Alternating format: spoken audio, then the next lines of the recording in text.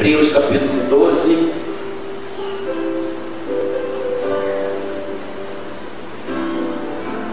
Hebreus capítulo 12. Então, somente os versos 1 e 2. Diz assim o verso 1: portanto, nós também, pois que estamos rodeados de uma tão grande nuvem de testemunhas, deixemos todo embaraço e o pecado que tão de perto nos rodeia e corramos com paciência a carreira que nos está proposta, olhando para Jesus, autor e consumador da nossa fé, o qual, pelo gozo que lhe estava proposto, que era o céu, suportou a cruz, desprezando a afronta, e assentou-se à destra do trono de Deus. Curva a sua cabeça, nós vamos ter uma palavra de oração. Nosso tema, Joyce, vai ser Jesus, o nosso olhar perfeito. Obrigado, Jesus, por essa palavra. Obrigado porque os nossos olhos estão postos em Ti. Obrigado porque o Senhor é o autor e consumador. Fala-nos. Estamos assentados à mesa. Estamos aqui para receber e comer do Senhor. Nós nos escondemos atrás da cruz de Cristo, para que o Teu favor venha sobre cada um de nós, sobre a nossa mente, sobre o nosso coração, tirando todo o cansaço, toda a fadiga, e trazendo sobretudo a Tua perfeita paz, a Tua graça, grandeza e a Tua unção, em nome de Jesus. Usa a minha vida, Senhor, como simples mortal, mas que eu me faça entendido para a glória do Teu nome. É a nossa oração em nome de Jesus. Amém. Eu já estava me esquecendo também de parabenizar a nossa querida bispa, os organizadores. Ela precisa ser honrada, porque muitas das vezes ela fala, comenta, honra todo mundo, e às vezes a gente, quem está na frente, normalmente falta essa pessoa que tem esse feedback que eu queria fazer diante de Deus e da igreja. E os organizadores, eles foram implacáveis. Ela dormia tarde confeccionando as coisas com todo cuidado. O grupo que trabalhou foi muito assim, viveu uma unidade, uma eficácia que sobrepôs as limitações humanas. Então quero parabenizá-los, porque hoje o jantar foi lindo, foi tudo muito lindo, muito perfeito. E se houve a imperfeição, é porque, irmãos, nós somos homens, estamos fadados a essas coisas. Nós temos que olhar para Jesus. Amém? Você diz amém? Você pode dizer para o teu irmão assim: Deus tem uma palavra poderosa para nós. Bom, essa carta, nós quando fazemos um seminário, aprendemos que o seu autor é desconhecido, porque há uma probabilidade de 3 serem o autor dessa carta: Paulo, Barnabé e Apolo. Mas eu, quando a leio e tendo em vista a profundidade, em razão do judaísmo, eu acredito que tenha sido Paulo o autor dessa carta, mas a gente também sabe que Paulo ensinava todas as suas cartas. Então a gente está falando isso por uma questão até de trazer da ciência aos irmãos, que normalmente eu falo Paulo. Bom, a carta começa, o versículos 1 e 2, ele de alguma forma, ele chama a atenção de um olhar, seja o olhar das testemunhas que nos cercam. Ele diz que nós estamos cercados por quê? Por testemunhas. Ou seja, ora nós estamos cercados e as pessoas estão olhando para nós, ora alguém está cercado e quem está olhando para essas pessoas? Eu, você, nós. Ora somos cercados, ora nós olhamos.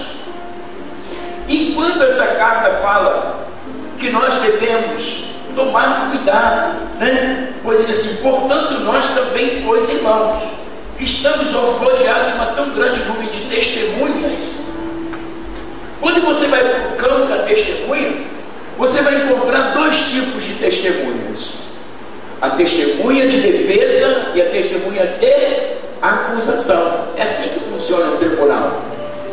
O que o senhor queria dizer, apóstolo? Que nós estamos todos os dias, em razão dessa palavra, né, vivendo um tribunal quase que parecido, porque as pessoas estão te julgando todo o tempo. Diga para o seu irmão, você está sendo julgado todo o tempo. Ora você está sendo absolvido, ora você está sendo condenado, ora tem gente te defendendo, ora tem gente te acusando, né? É isso que o apóstolo Paulo deixa claro para nós. A gente não pode falar de testemunha sem dar abrangência legal, legitimar a visão acerca da testemunha, né? Existe de acusação e de defesa. E a grande verdade é que nos tribunais dos homens, a intenção da prova testemunhal é dar convencimento ao juiz para que ele possa decidir, e ele precisa ser convencido. Agora, os juízes humanos, eles são limitados, sim ou não? Mas Deus, enquanto juiz, ele é implacável, e se as pessoas te acusam, e ele sabe que você é inocente, fica tranquilo, descansa, porque você vai receber uma sentença favorável.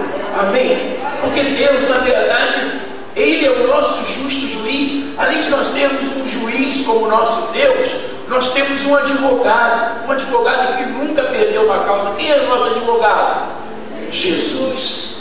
Ele, como grande advogado, ele intercede por nós dia e noite.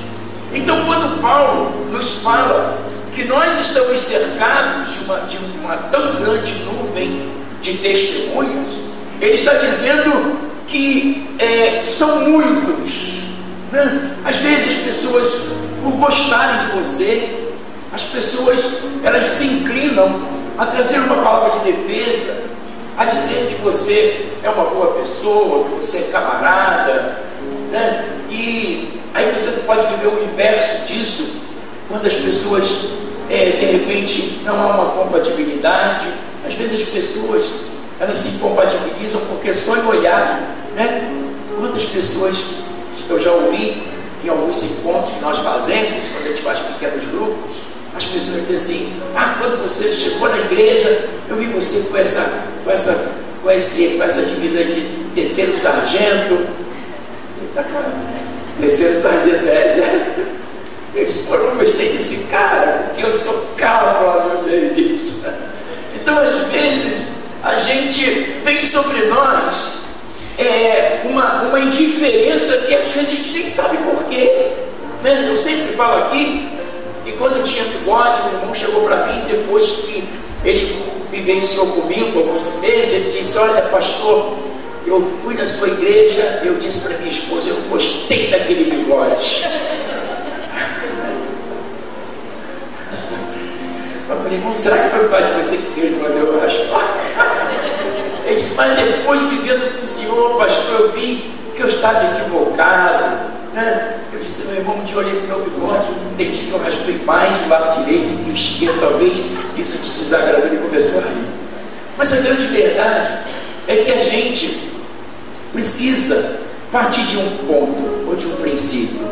A gente precisa ser referência, a gente precisa ser uma carta lida, e a gente precisa fazer todos os esforços para que a gente seja a imagem fiel de Jesus nessa terra. A expressão fiel. Diga ao seu irmão: nós precisamos ser a expressão fiel de Jesus nessa terra. Por quê? Porque nós estamos cercados. Aí você vai dizer: então, quando eu conseguir ser a expressão fiel de Jesus, ninguém então vai ter algum contraponto comigo, contratempo, alguma coisa do gênero? Não, eu não quero dizer isso. Porque Jesus, sendo tão perfeito, tão meio, tão justo, tão fiel, Jesus ainda tinha um grupo lá que não o queria. Jesus tinha um grupo lá que não aderiu, né? mensagem dele. E tem um detalhe, irmãos, que é um agravante, é que quando Jesus estava sendo julgado, olha de novo o tribunal, ele foi levado a Pôncio Pilatos, e ele disse o seguinte: Pôncio Pilatos disse para ele: olha, você precisa trazer uma palavra de defesa. Você não sabe que eu tenho o poder de te condenar ou de te absolver? E Jesus disse para Pilatos: nenhuma autoridade você teria sobre mim se do céu não fosse te dado. Amém. E Jesus se restringiu a não falar, exceto isso. E quando Pilatos foi lavar suas mãos, antes de lavar, ele transfere para a sociedade aquele momento da morte de Jesus. Ele, por conta, ali da Páscoa, era muito comum haver uma troca do prisioneiro. Então foi colocado naquele tribunal duas pessoas: Jesus, fiel, santo, sem pecado, justo, e Barrabás, salteador, ladrão, enganador. E a massa que ali estava, quando foi solicitado que aquele grupo aclamasse quem Pilatos deveria liberar, e para nossa surpresa, as pessoas gritavam o que, irmãos? Barrabás. Mas pasmem, haviam entre eles pessoas que Jesus devolveu seus mortos. Haviam entre eles pessoas que Jesus devolveu os seus olhos, as suas vistas. Haviam entre eles pessoas que Jesus devolveu as suas mãos ressecadas ou ressequidas, Por que as pessoas fazem isso? Porque as pessoas, muitas das vezes, elas ficam constrangidas em razão da quantidade da massa. Mas nós não somos massa, porque nós temos identidade. Você é filho de Deus, o Espírito de Deus habita em você. Você não tem que ir pelo voto da maioria, porque a voz do povo não é a voz de Deus. Amém? A voz do povo nunca foi a voz de Deus, porque o povo tem uma tendência a ser equivocado. Mas Deus, Ele é puro no seu julgamento, e há uma recompensa para a sua fidelidade. Você pode abraçar o seu irmão e dizer a ele: olha, para de olhar para os homens, para as circunstâncias, para os problemas. Jesus é fiel. Olha, Ele está forjando aí um tempo melhor, onde você vai poder beber água fresca, onde você vai poder ver todo esse problema resolvido. Que se colocar você no tribunal, Deus é o teu juiz e Jesus é o teu advogado, e não tem como você perder essa. Você pode dizer: não tem como você perder essa.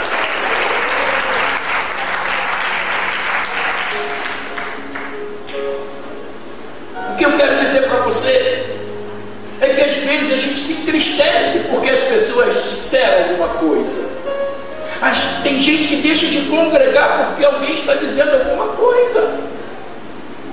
Às vezes a gente deixa de vir à casa de Deus e deixa de adorar e deixa de prestar o nosso culto racional porque há de repente alguma controvérsia, algum problema com A, B ou C, e às vezes a gente fica muito nisso, e a gente precisa entender o seguinte, irmãos: isso aí não nos cabe mais, não nos cabe.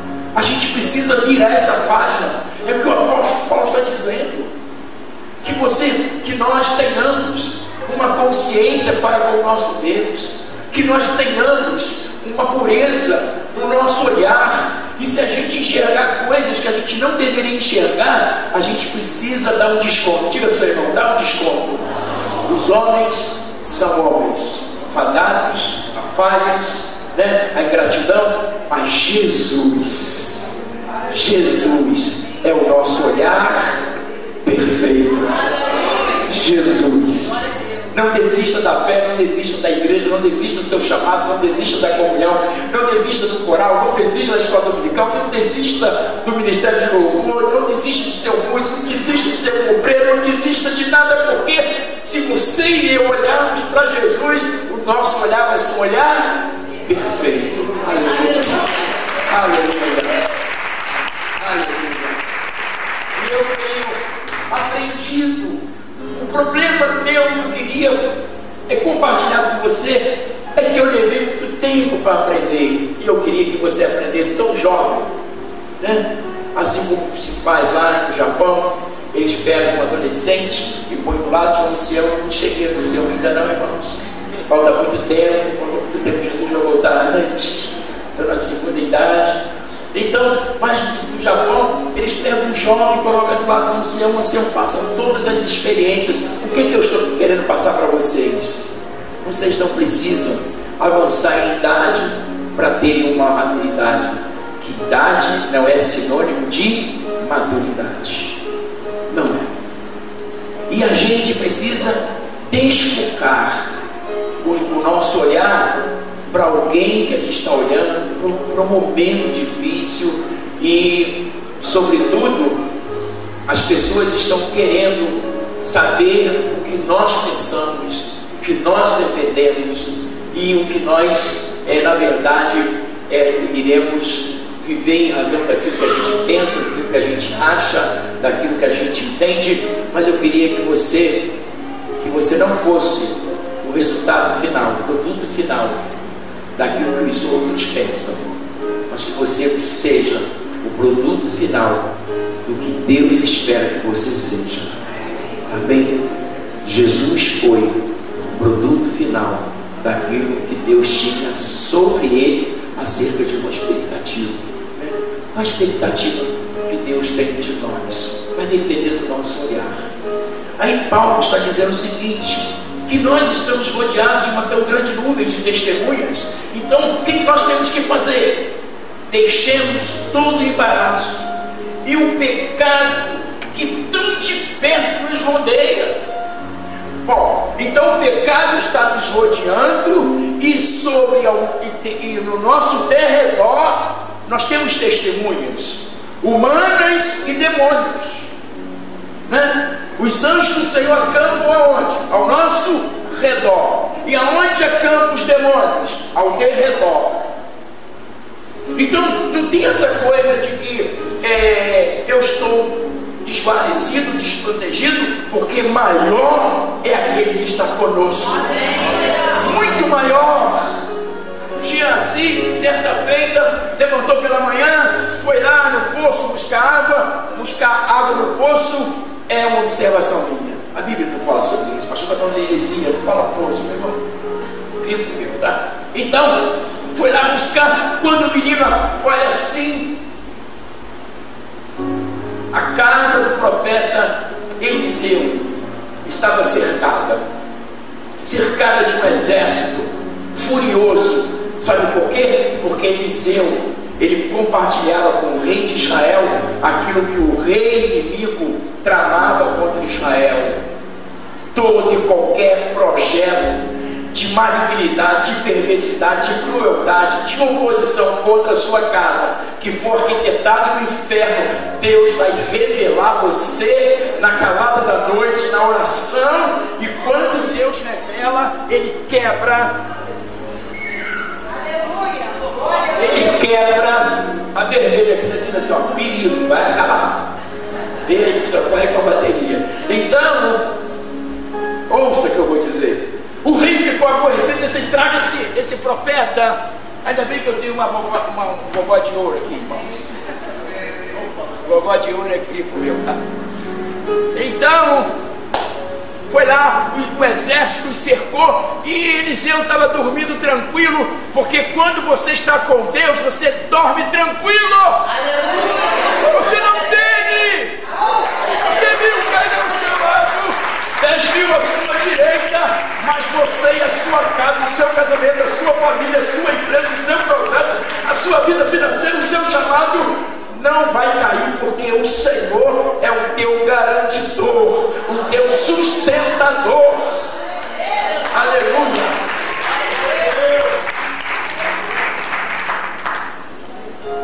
Desculpa, porque às vezes fica mais do grito. Eu estou aqui, irmão, pegando fogo. Então dá uma desconta aí. aconteceu? O garoto volta. Eliseu está perdido. Eliseu, o que aconteceu? Nós somos cercados. Senhor, dá um novo olhar. Abre os olhos dele. Faz ele enxergar não o que está ao redor, mas mostra o que está ao redor. Não foi isso?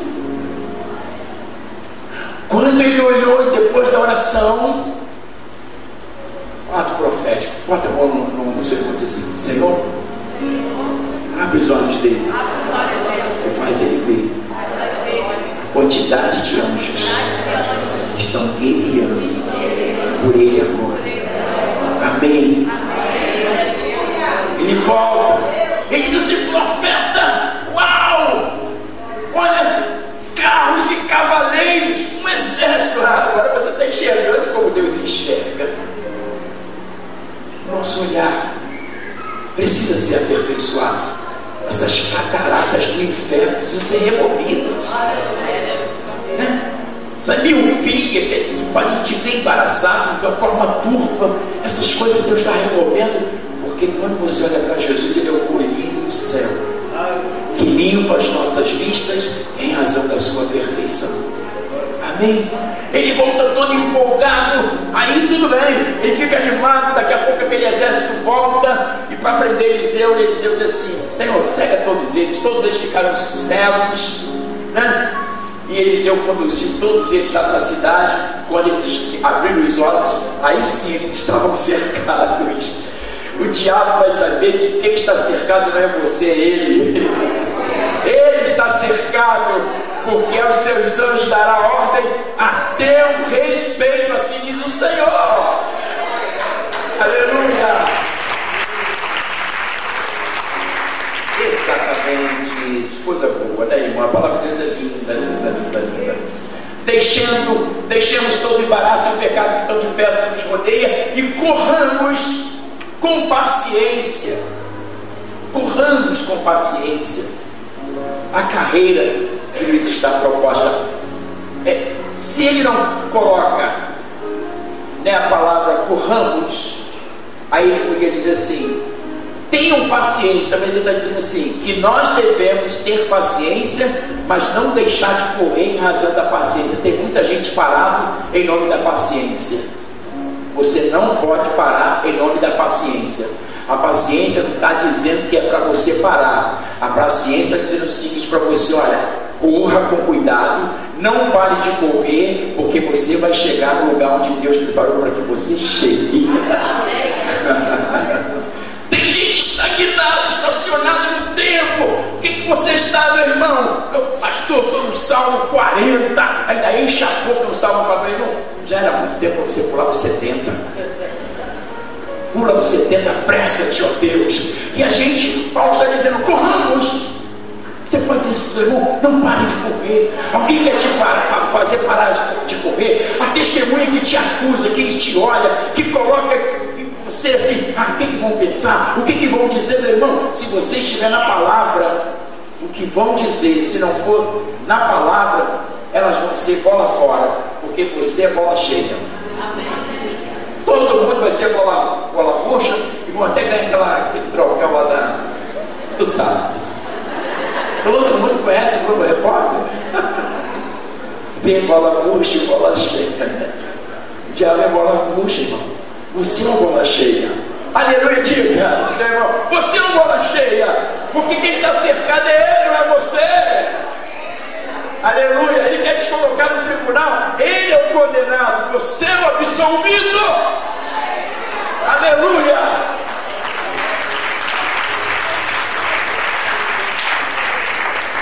Vou mostrar para esse crente que quem não sabe as coisas, ele está muito chateado com as coisas. Eu vou mostrar que ele está no tribunal. E quem está no tribunal é ele. Você já foi absolvido. Você está em paz, está tranquilo, está favorável. Olha que o favorável foi revelação nossa, tranquilo. Entrar na nossa história aí, né, irmãos? A gente precisa registrar até aquilo que a gente fala. Direitos autorais, né? Pois bem, deixa para lá, né? assim: corramos com paciência a carreira que nos está proposta.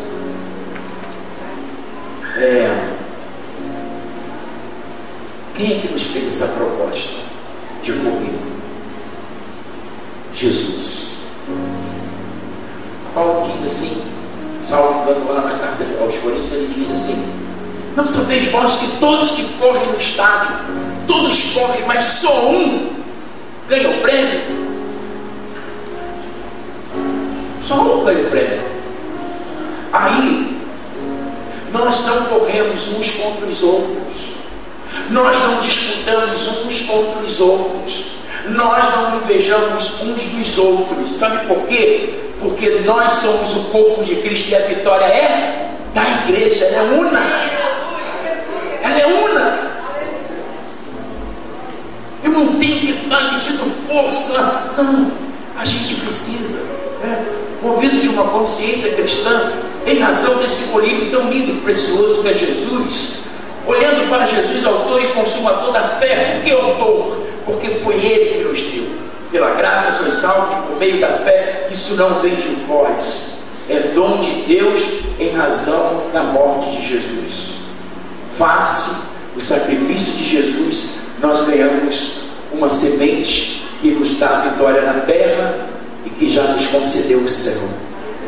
Amém?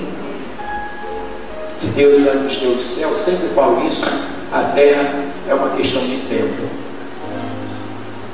O qual, pelo gozo que estava proposto, suportou a cruz, desprezando a afronta, assentou-se à destra de Deus no trono.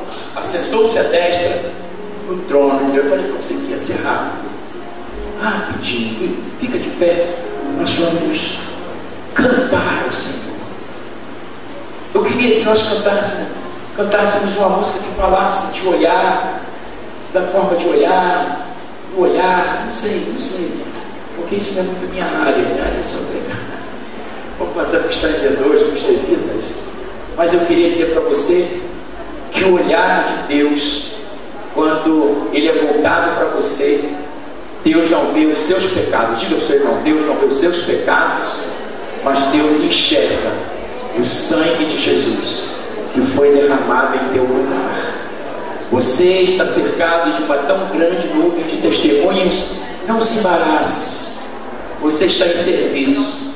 E o apóstolo Paulo, que o soldado de serviço, ele não se embaraça. E você precisa entender que você está em estado de prontidão, estado de alerta. Amém? Jesus pode voltar a qualquer momento. Então, sirva o Senhor com fidelidade. Não bote os seus pés nos laços. Saia de um momento ruim. Seja fiel ao Senhor. E o Senhor há de guerrear as suas guerras, provisionando-lhe tudo que a sua alma necessita. Podemos ministrar. A doçura do teu falar, a doçura do teu olhar, amoleceu a dureza do meu coração. Não há nada tão doce assim, quando olhas e faz assim. Tanto amor, meu Senhor, me concede.